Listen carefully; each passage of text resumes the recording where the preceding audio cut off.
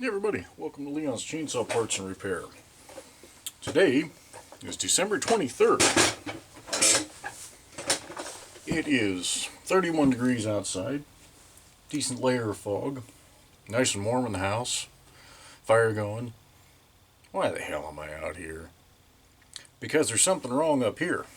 Like most of us chainsaw nuts, we kind of enjoy this stuff. So, today we're going to be doing something a little bit special. I'm going to do a call out to, I don't know, I believe he's a viewer of the channel. I know he is. I'm just going to say Rick. Oh, Rick, a huge thanks, huge gratitude. Got an email a couple weeks ago. And he said he had a super easy that he wanted to send my way just for the cost of shipping. And like, okay. And he said, well, I'll send you some pics of the saw. And got pics came in. I'm like, oh, wow. Okay. That's pretty nice.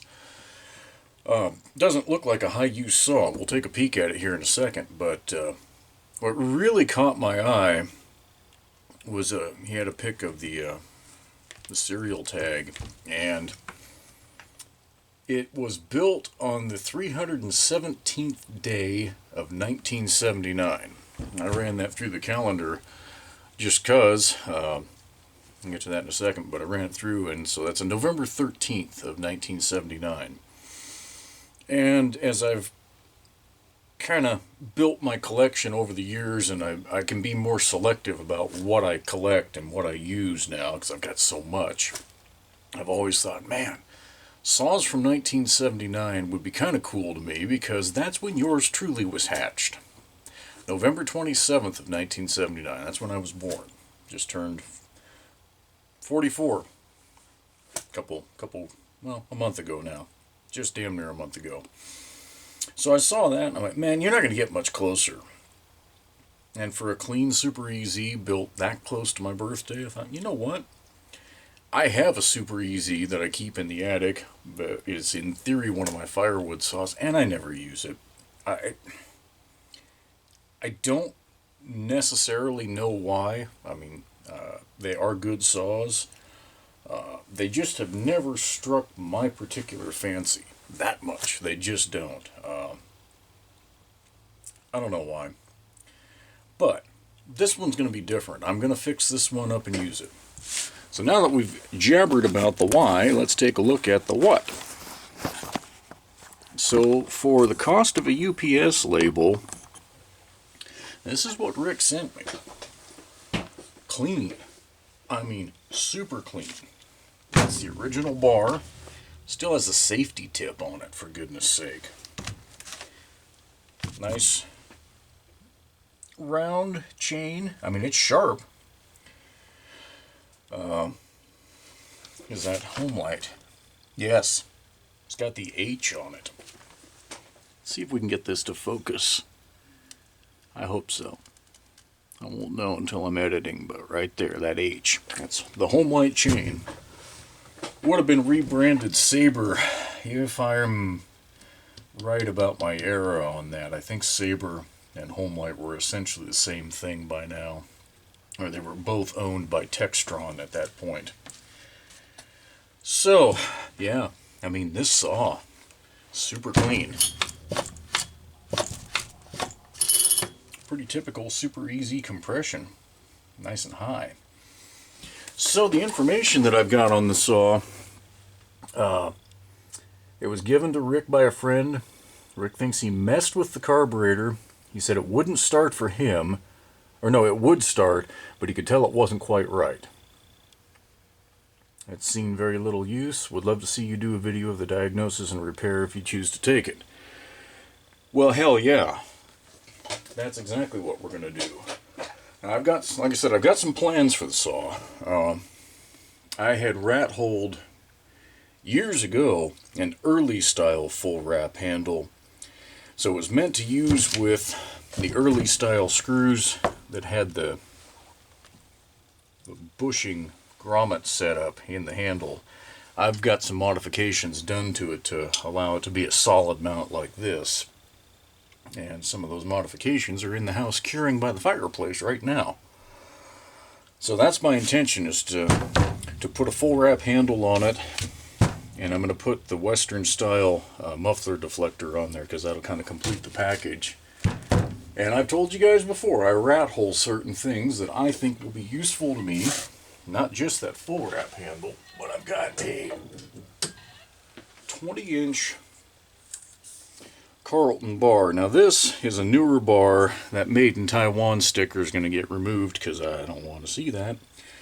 But a 20-inch bar, full wrap handle on this saw would easily be one that I would happily lug up the firewood hill when I need to do some falling, as long as the trees aren't massive. And, you know, honestly, I don't think we have any dead ones that are more than what that bar would cut from both sides. So this will be an alternative to the XL500 when I'm doing a bunch of falling. And it'll drink less fuel, so I'll be able to get through more, in theory. But let's get going. Let's take a peek at this. I was wiping up a little oil here. Now, these later style ones did not have a vented oil cap, and this one appears to be that way. You can take a look and go, oh crap, the tube is missing that should be down in there, but what you really need to look for is a vent on the outside edge. If there's not a hole out here, it's not there, and you don't have to worry about it. The way they achieved this was basically what the Super XL was from the beginning, and that's that cotter pin that's way at the top. The back of the tank, way at the top, there's a small hole with cotter pin through it, and you would think that that would leak oil. They really don't. It'll leak more oil up through a blown vent in an early style cap than it does with this setup, so we're good to go there. This fuel cap has had a rubber gasket put on there, so the original one was shot. I'm going to bet the duckbill is blown, but it might not be. We'll just have to see when we get in there. It's got a Tygon hose in it, but it is stiff as a board, so it's had some ethanol through it. I think we're gonna deal with that right now. Initially coming into this, I thought we were just going to try firing this saw up, but let's do a few things first that we know should be done. And do I actually have a fuel cap gasket? Some of these aftermarket ones don't fit as well as the OEMs. Sometimes a used OEM is actually better than an aftermarket. We've all experienced that. It's going to be pretty tight going on. Let's see if I can do it without tearing it. What I like to do, even though I failed on that first attempt, is try and get that, so that it starts under a thread, and then just kind of roll it around, and then when you can, grip it and try to thread the gasket in place as much as you can, and then it ends up kind of peaked like that. And you can just pop it down into the groove in the cap. Okay. Done deal. Not bad at all. Go ahead and pop the starter cover off. We're going to replace that fuel hose just on principle. Oh, God. And this is one of Homelite's engineering failures as far as I'm concerned. Dropping a starter screw right behind the handle like this where you can't get a socket on it very easily. Some of the early style that had the bushings in the handle, it was enough movement you could get in there. This style, no way. You might make it work once or twice before you round those screw heads off, but then you're screwed. Pun intended. This will give us a chance to see how much sawdust and accumulations inside the engine, which is, oh by the way, Zippo.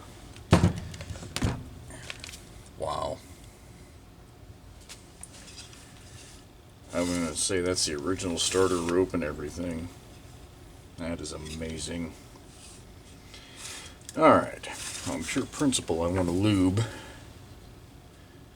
this a little bit. I pulled the rope out so it will hopefully retract and pull some lube down into that bushing. If you recall, there's a bushing that goes in from this side that the starter pulley then slides into. You can kind of see it there. Like to keep that nice and lubed up for smooth starter action. Okay.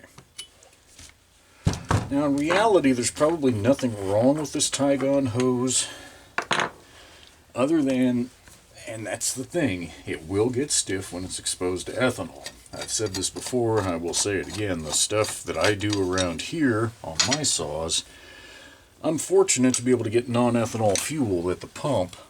Oh, that's a mess. That old grommet.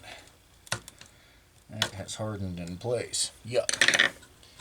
Worry about that. And we'll get it out of the way. It'll make replacing that hose easier.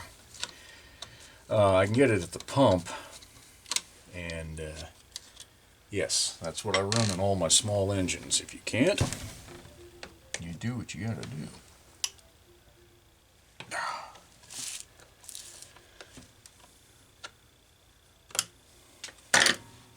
So once we get this hose replaced, I think we'll go ahead and give this a test fire and attempt to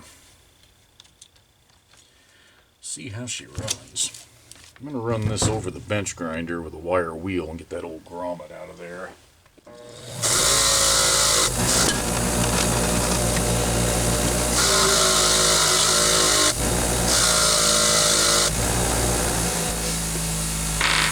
Good as new.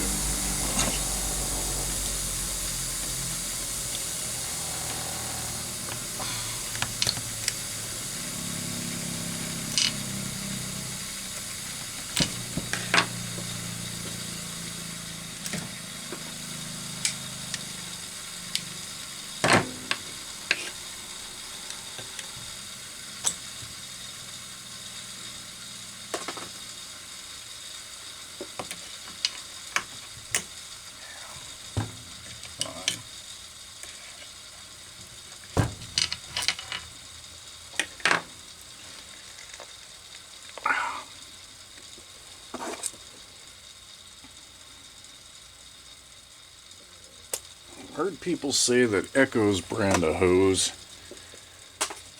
doesn't do that, or at least not as quickly. Guess someday I ought to try.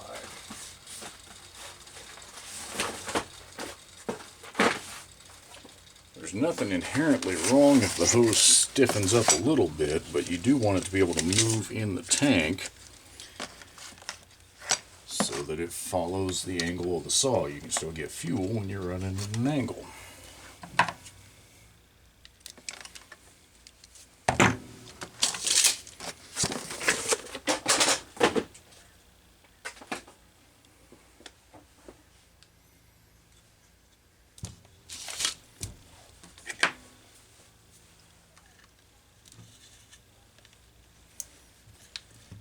I would strongly suspicion that this was one of my kits at some point.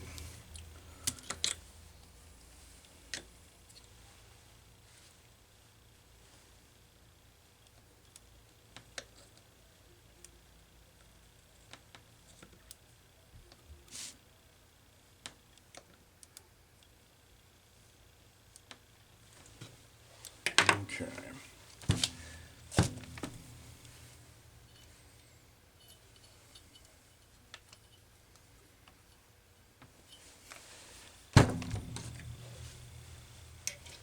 If you are installing one of my kits, you'll of course be replacing the grommet at the same time. This grommet does not look nor feel like it has stiffened.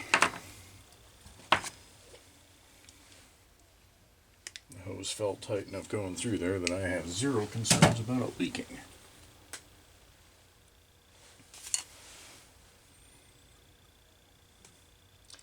Tygon at lower temperatures is not as much fun to work with. But slow and steady wins the race. You just work it around with your fingers a little bit. If you have to go to pliers, but you can cut it if you grip it too tightly. Doing it this way, my freaking fingers are actually warming it up, allowing it to stretch onto that filter. Okay.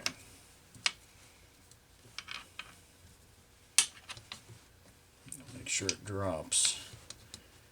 You don't have any weird tension left on your hose. Okay. Let's go ahead and drop air filter piece back in. Well, what are the odds we're going to have to remove that carb? We'll leave it out for now. We'll just put the starter back on and give it a go and see how she sounds.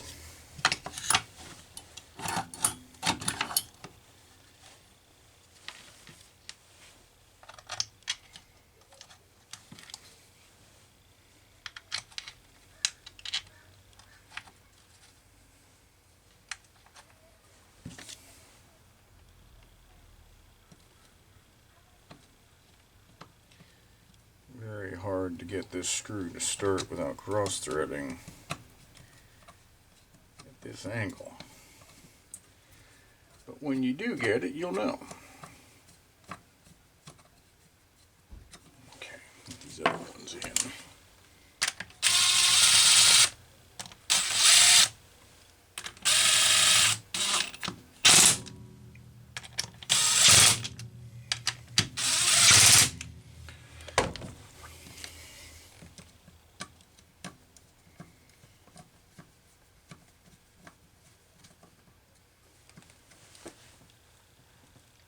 All right.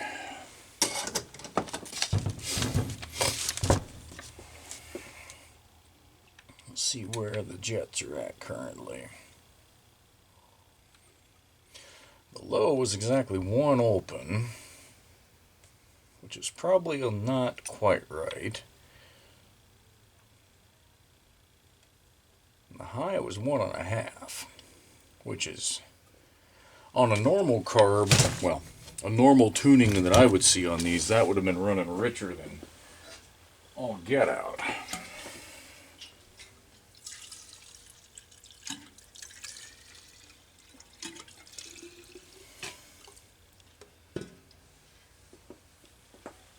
Let's just see how she sounds.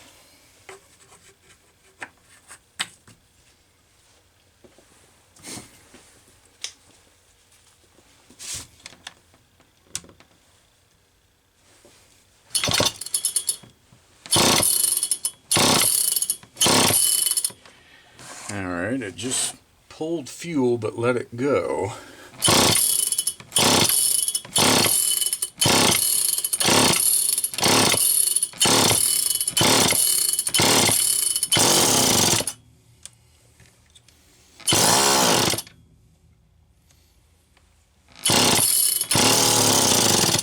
Alright, that's saturated.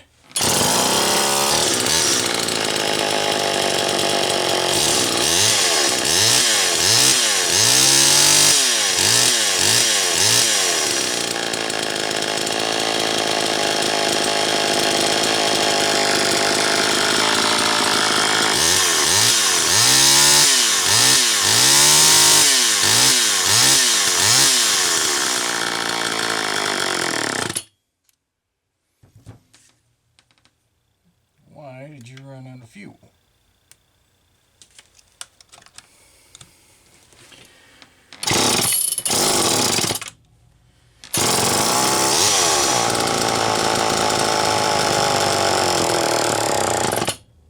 That's interesting. We might be taking a trip into this carburetor.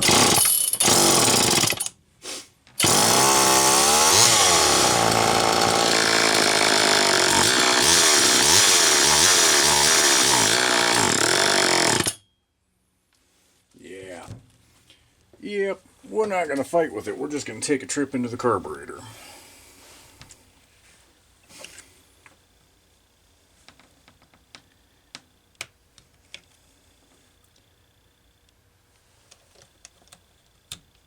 sounds like there could be a little bit of gum in there. Could be an adjustment issue, but I don't think so. I'm at 1.5 turns open on the low speed. And I have yet to come across a Super Easy that needed more than that. So we're just going to come in here and see what we can see.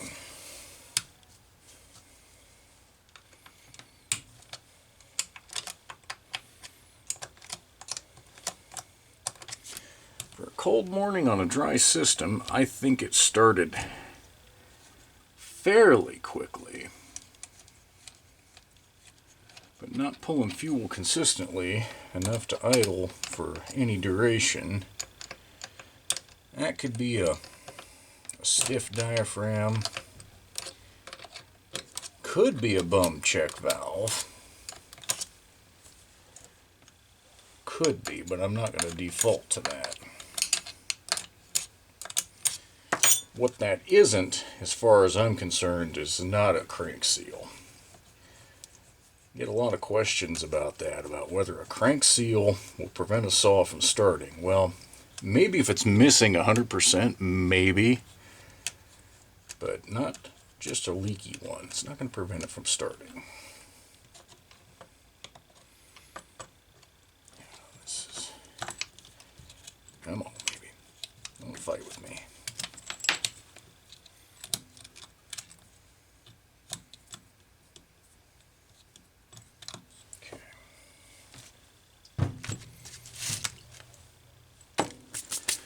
Alright, let's do our carburetor dance here. I've actually got, in the box just out of frame there, a whole bunch of carbs. 5 HDCs for the Super 2 and VI Super 2 saws that Charlie sent my way. One of them I think was flooding the muffler. The rest I don't think would pull fuel. We'll go through those later.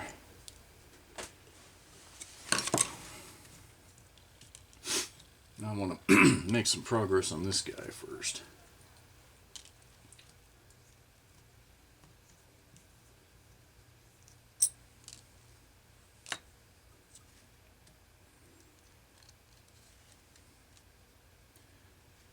Alright, that height doesn't look horrendous. It might be just a smidge high.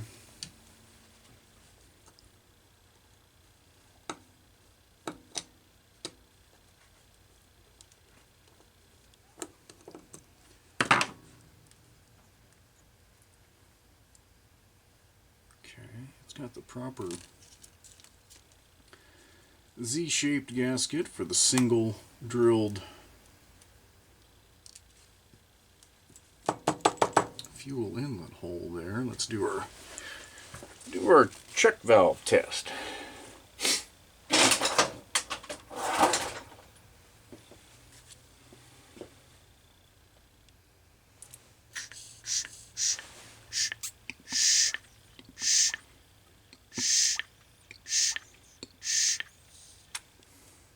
Not clear on this one.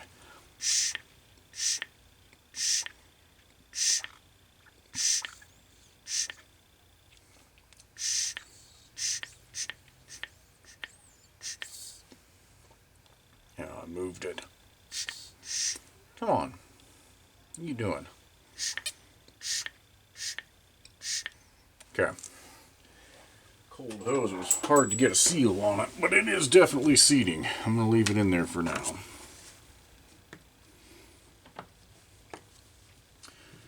Charlie asked me the other day if I thought just replacing the check valve on principle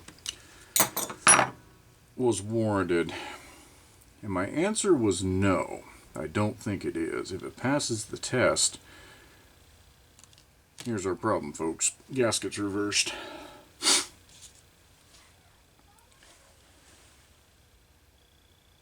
The diaphragm should be down against the aluminum block and the gasket against the outer cover. This is exactly reversed. And some of the gasket stuck to the carb body there, so we're not going to be able to reuse that gasket. What the hell? There is a single strand of copper wire that's caught in that fuel filter. Shit, did it already fall? Well, it's gone now. Damn. How the hell did that get in there? That's an interesting one. Alright, well, we'll move on. Scrape the residue of the gasket off of this block.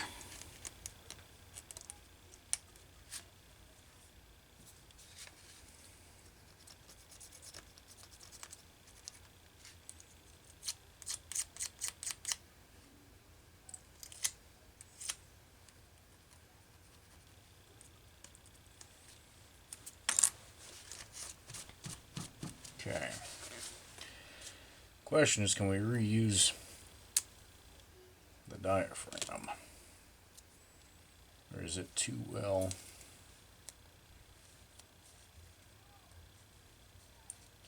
I'm going to say we're not. That kept the formation too much, and there's some gasket residue on it. It would probably seal, but especially, well, I don't want to do that to anybody's saw. I'm going to say especially on one of my own, but that's not true. I'll take shortcuts on one of mine. For grins, if I know it won't matter long before I will on a customer repair.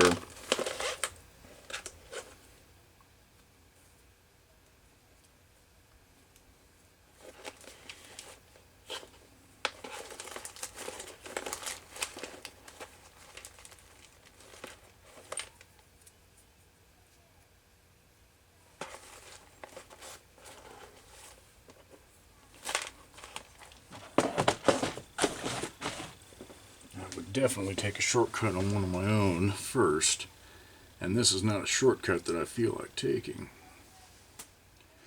because if I go up to the hill and I take the time to set up the camera and I'm trying to do some filming, the last thing I want to do is have a video where you guys get to watch me trying to start a saw that doesn't want to start or won't run right. Now this one, okay, there's two index pins on these covers, one in the corner, one down here. Of course, this one's missing, so we're going to be extra careful tightening this down to make damn certain that it stays in alignment. In theory, you just replace that cover. Well, those covers aren't the most common thing to find brand new. And yes, I could probably go find a parts carb, but this is part of that old school. If it ain't too broke, fix it. And I know that will work. Okay. All those passages are open. You know, when I go through Charlie's stuff, I'll cover this again, but these carburetors are not complex. They look like it, but compared to a modern one, they aren't. There's no hidden passages. There's nothing that you can't get to. So I hear, I see, read, hear, whatever you want to say about it. Folks saying, there's a hidden passage. Get it in the ultrasonic cleaner and that'll fix it. I suppose there might be a case where dropping one of these in an ultrasonic might make a difference, but you're going to end up, in my guess, is it would destroy the check valve, number one. And number two, all your fuel passages are literally right there and behind this check valve. That check valve is the main nozzle into the engine. Now, I don't think I can show you guys that. Nope, I can't. You can't really see it, but it's just a passage that goes straight down and in. And then you've got these three low speed passages right here. They're lined up, 1, 2, 3. When the throttle's completely closed, you can only see one. As the throttle opens, if I turn it the right way, you can see more. Super simple. Once the plate clears, starts drawing. Those are feeding fuel all the time. That's part of why the tuning isn't exclusive on these. You know, you kind of got to dilly with them both to fine tune it, to get it to the best spot that it'll run. I always start with the idle first, get it to idle right, accelerate smoothly, then adjust your high speed, because that'll take into account whatever you set this to. There's no magic to these carbs.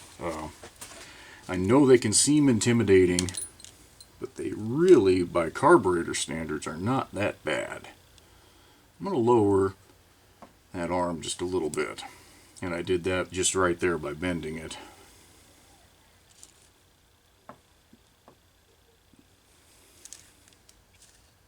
And you make minute, careful adjustments. If you bend that arm too much, it's going to break. Those are not available. Other than finding a parts carb or getting super lucky on eBay.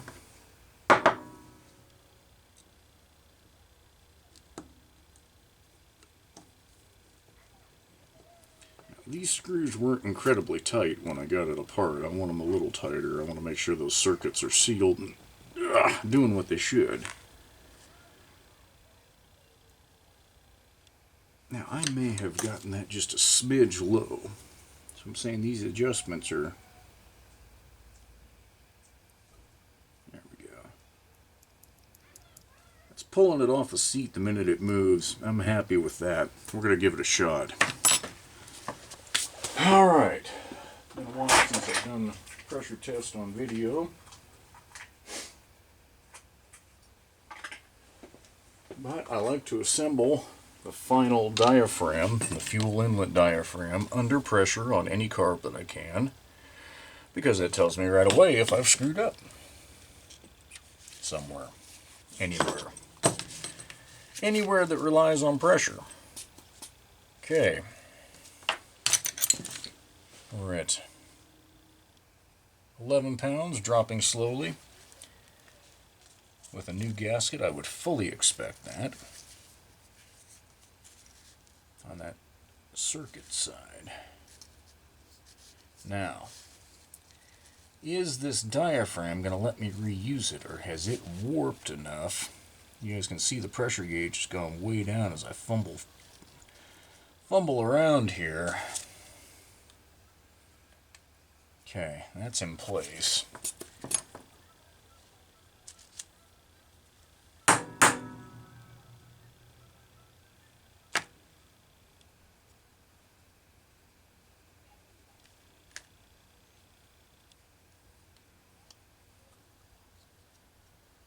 It's a close one. I always pump these up higher than you need to, because I know on a super hot summer day, the fuel tank can build up a crap ton of pressure and overwhelm the needle and flood the engines. That's why I build these. I try to set them up to be just a little stiffer on the pop-off than what Homelite originally did, or Tillotson, or Walbro, whoever spec'd it. And that's just my personal preference. The Northwest, we've got one of the widest, short of the desert, where you can go from freezing to 130 in theory. We got a pretty wide range of environment. You know, in a reasonable year, we can easily be working, you know, anything from 20 to 110, 112. It's a pretty wide range of temperatures. And I do tune my equipment to the season because of that. Tin Man was working on, what the hell was that, a 462? I think it was a steel 462. It had a really funky looking, well, not funky, a cool, quite frankly, cool looking pipe on it. And he was talking about how he had tuned it when his shop was basically at 60 degrees and he had it heated. And then he'd gone back out and restarted it when it was super cold. He gave the number in Celsius, -10. See, 0 is freezing. What would that be, like 18 degrees or whatever it is? And it started, but he was talking about how it was going to be in all likelihood a little bit lean because of the cooler air. Cooler, denser air has more oxygen, therefore it needs more fuel to run right. So in the summer, you lean your saws out, even though that seems completely wrong. You're like, oh, it's hot, I want it to get more fuel. Yeah, but it has less oxygen in the air, and therefore you can't burn too much extra fuel. So it's a dance. If you live in a place where the temperature doesn't vary that wildly, maybe you don't have to do it. This grommet's not in good shape. Damn. It's still holding now. Well, that one just popped right out. Shoot.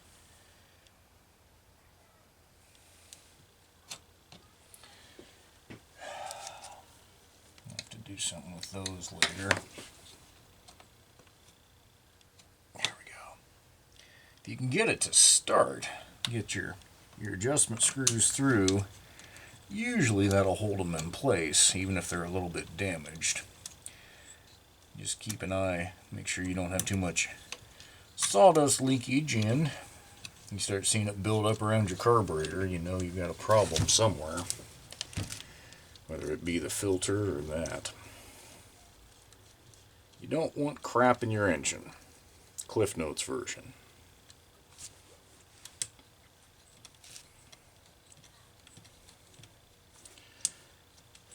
Okay.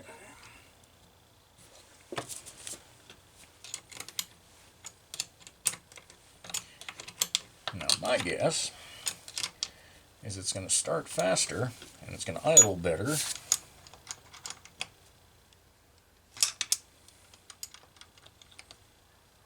And I'm going to reset this to where I think it ought to, or at least closer to where I think it ought to be.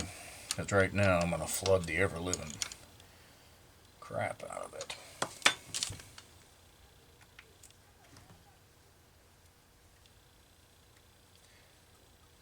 Start at 1.25.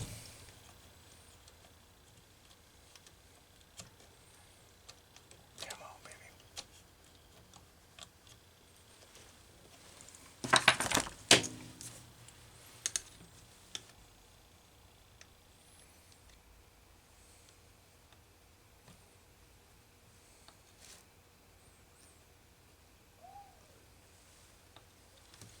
Alright, grab a cotter pin for that choke rod.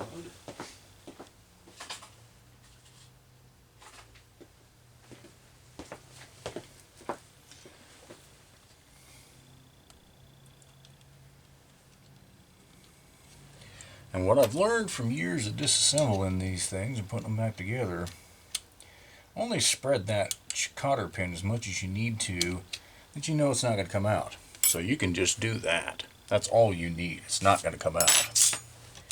And that will make getting it out the next time so very much easier. Alright, what do you guys say? Test run part 2.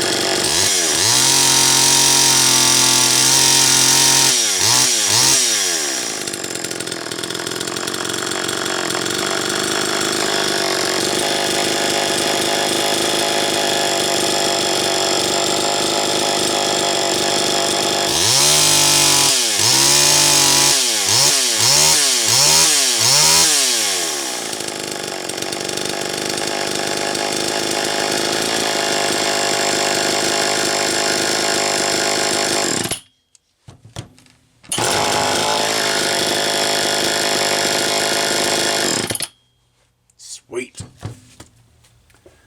She still needs some fine tuning, for sure. I need to get a grommet in that air filter.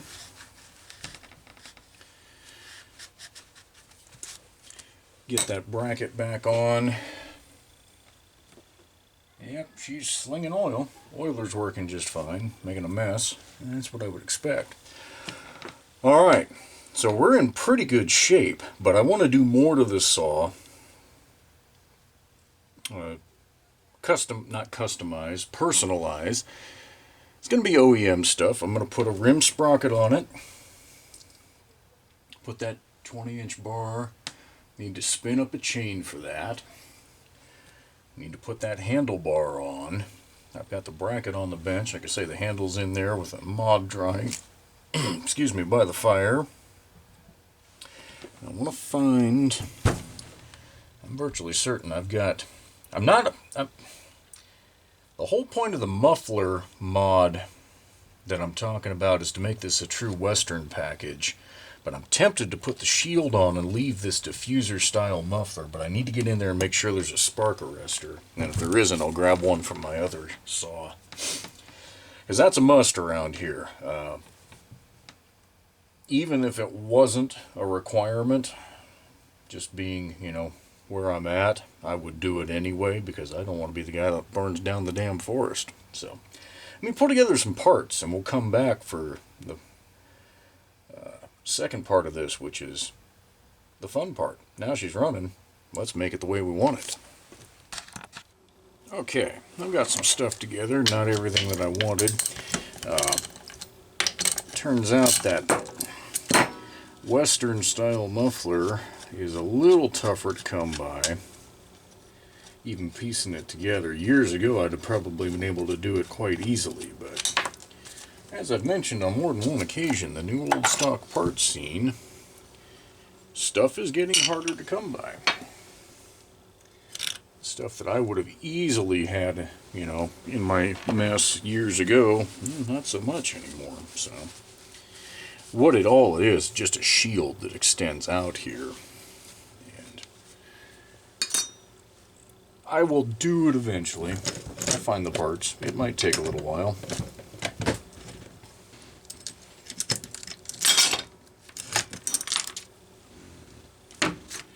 And I don't have a rim style clutch drum in stock, but because this one has barely any wear on it, it would be a shame to pull it right now anyhow, so I will finish wearing it out and then replace it with a rim. Who knows, it might take a couple years to finish wearing it out. I really don't know. I don't know how much I'm going to put on this saw in the way of, dang it, hours. Come on, there we go.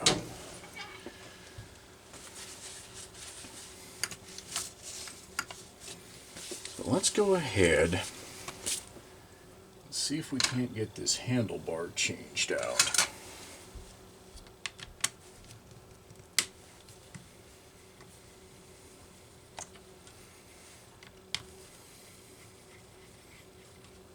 That we're going to reuse. We're actually reuse all of this hardware.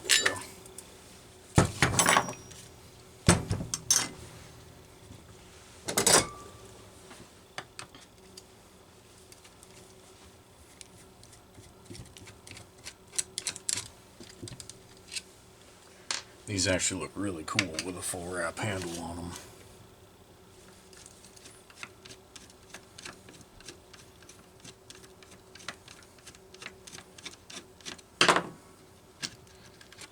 Okay. That's got the washer in place there. Okay.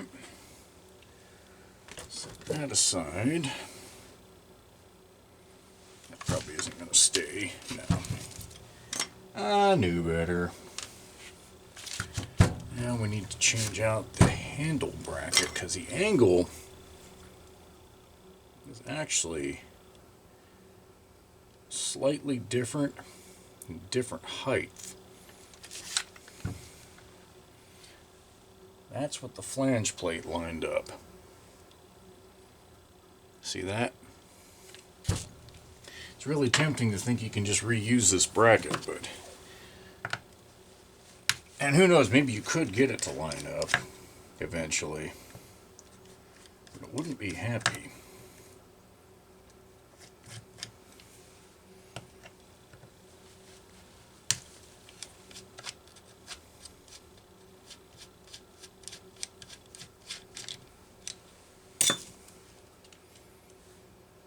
Okay.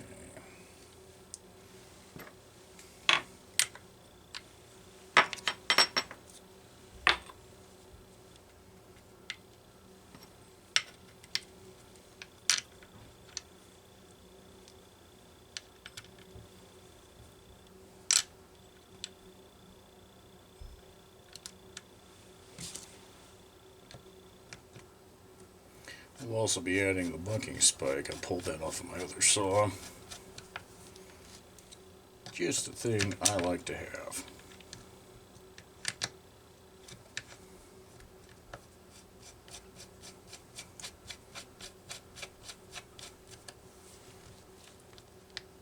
Boy.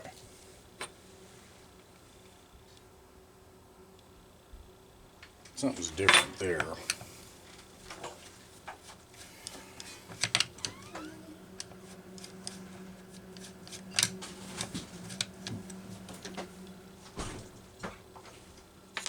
Something's very different there.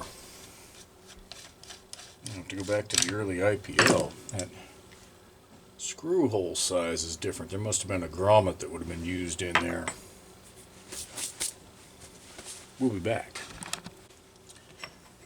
What a difference a grommet makes. Yeah, this is all the earlier style handled hardware and bracket and everything. The earlier Super EZs were designed to have some vibration isolation just through rubber mounts. And as the model run wore on, they did away with a bunch of that and just went to a more solid mounting system. But what I rat-holed away was the older stuff, so this will be a mix. But again, because it's a saw I'm going to run, I don't care. You'll also notice that this early bracket isn't drilled for a handguard. Also don't care. For these purposes, it means nothing to me at all. Okay, you're going to slip into place without being a pain in my butt. Or you're going to be a pain in the butt. Okay.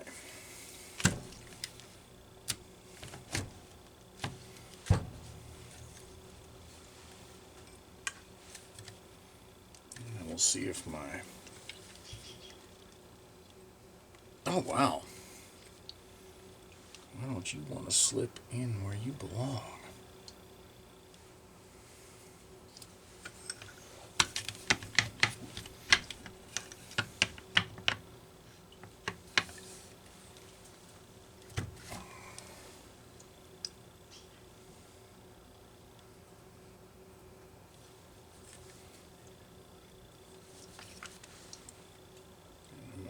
Get that washer back in there.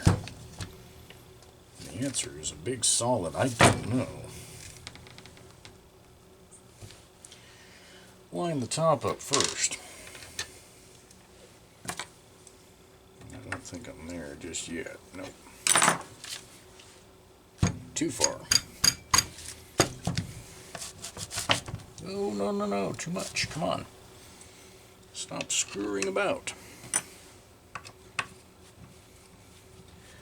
I think these saws look really cool with this full wrap. There we go. Oh yes, plenty of room for said washer. Getting it to line up and not fall all the way through like it just did, that's a little more fun.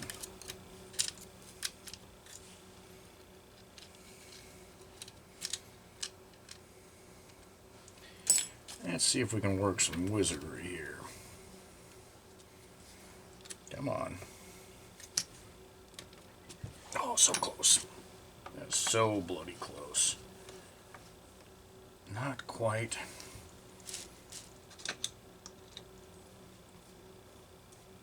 Damn.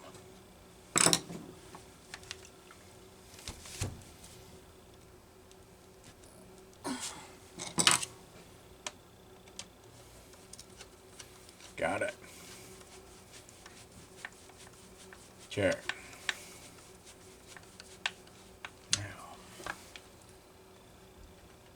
Really, that side should have something too.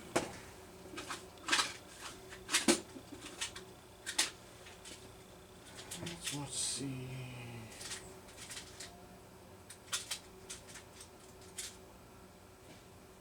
If that'll go through.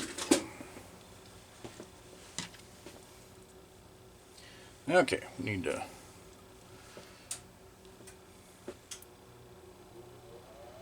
And I forgot that washer. Dang it. Doing some custom stuff here. Use this one right here. The factory washers are thicker than normal. They're a custom build, basically.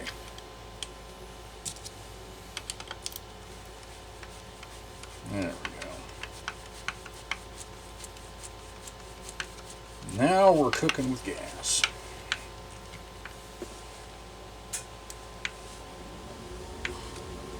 Which is something I don't do. I'm a barbecue guy. Briquettes. Not gas, but that's okay. Whatever floats your boat, do it. Okay.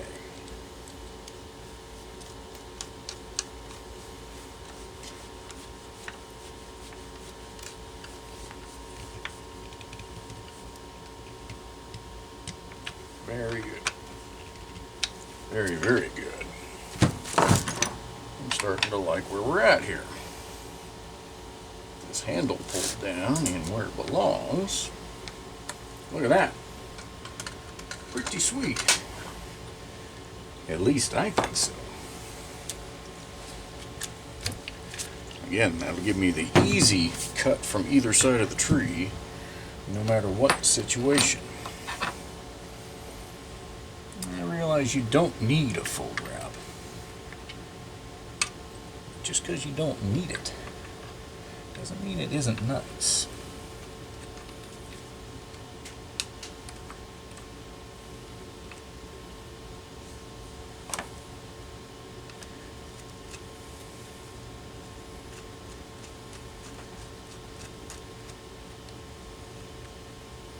Come on.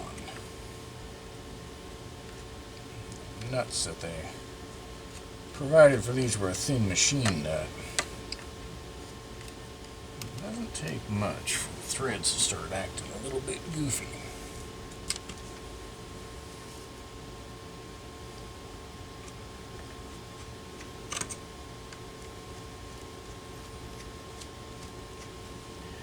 Alright.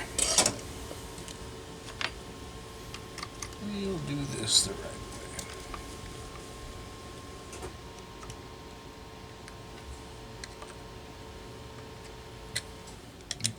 Close to the tank. Alright. Keep those secured in place.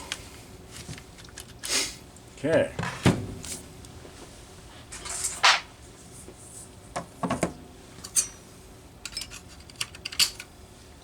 Need to put the adjuster way back here because we're going to have a nice new chain.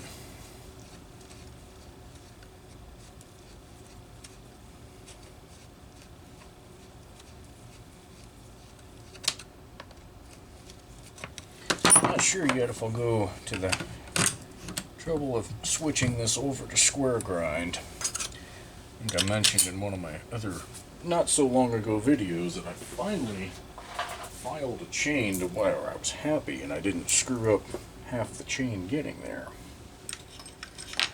Hand filing square. So that was an achievement for me. I'm happy about that. That's on that 500. And boy, does it cut nice. So maybe the first time I need to sharpen this one, I'll try and convert it over to. The smart thing would be to buy a reel of square grind that comes from the factory that way. But that's expensive, and I just bought that reel of regular round not that long ago. Well, I can certainly assure you I'm not just going to throw it away. Oh yeah, this looks good. I like this.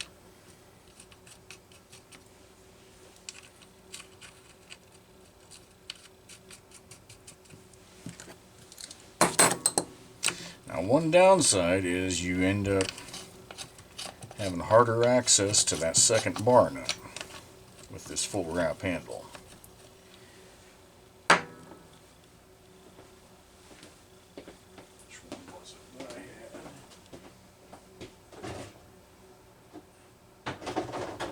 Yeah, this tool's not going to do me much different. Yep. To put the really short one in there, and I don't know. Is that it? Yeah. So that's the tool you really need in there. This almost feels like, no, it's... Just don't have that tight enough to tell any tension. Okay.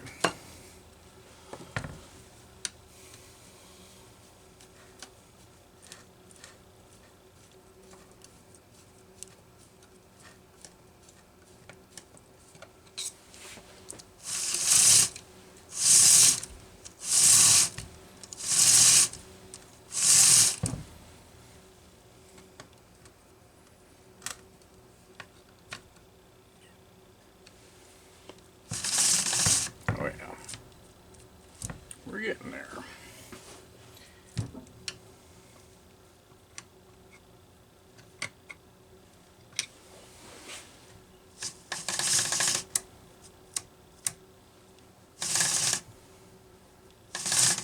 Okay. I think I'm happy with that.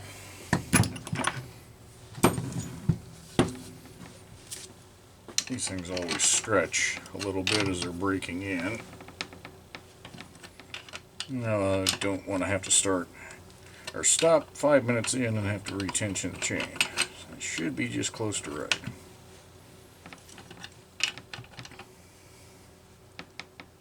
Alright.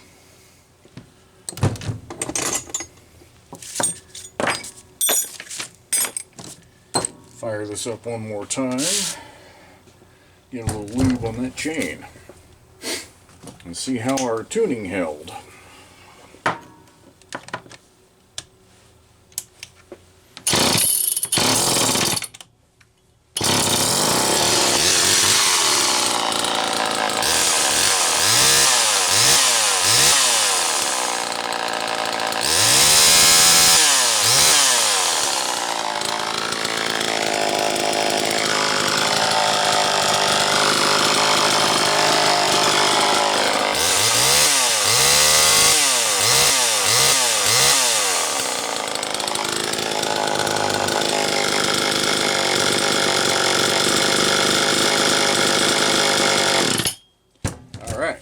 Not bad. I'm not convinced that I'm not a little bit rich on the low side and the high side, but no point in doing a whole lot more tuning until I get out and actually cut with it. I put a little skim of oil on the chain. That is cool. That is a good looking saw right there. That is a great looking saw right there. So, once again, Rick, thank you. Very much appreciate it. I'm going to consider this an early Christmas gift. This is pretty damn cool. So, folks, I might throw up another video with some carburetor stuff in there, but just in case that doesn't make it online, Merry Christmas to everybody. or Happy Hanukkah, or whatever you celebrate. And if you don't celebrate anything, cool. Hope you have a great day. We'll catch you on the next video, folks.